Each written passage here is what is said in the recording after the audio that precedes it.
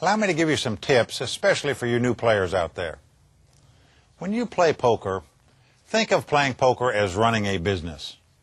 In business, you're constantly gathering information, you're making decisions, you invest your money, you hope to get a return on your investment. Playing poker is exactly the same thing. At the poker table, you're constantly gathering information. You're constantly making decisions.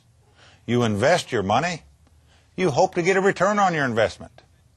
The only difference is, in business, it may take you 5 years to see if you make any money.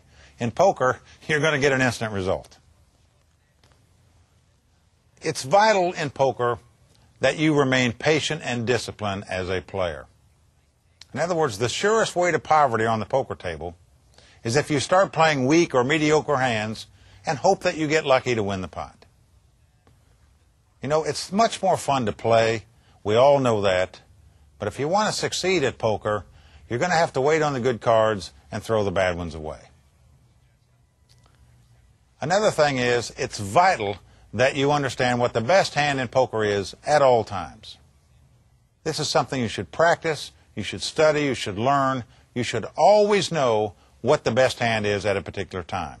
In poker, we call that the nuts, having the best hand at that particular time. This is something that you want to familiarize yourself with. Allow me to give you an example here of a hand as it develops. You know, the best hand may change as play develops. Let me show you what I'm talking about. In this particular hand, player 1 has 2 aces. Player 2 has 2 jacks. Player 3 has king, queen. Player 4 has ace 4 of diamonds.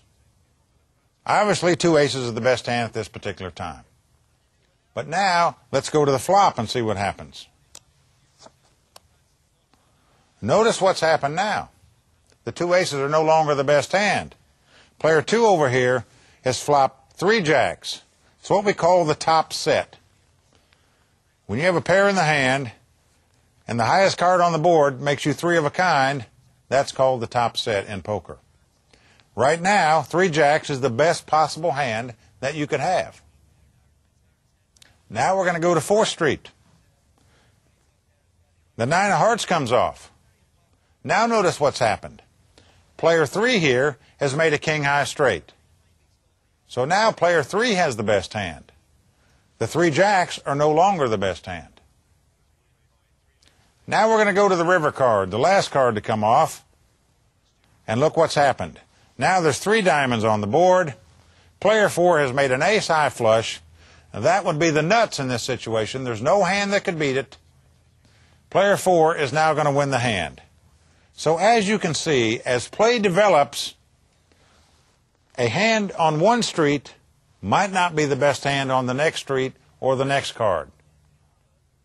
It varies. It's vital that you understand what beats what and what is the best hand at all times when you're playing poker. Let's talk a little bit about betting strategy.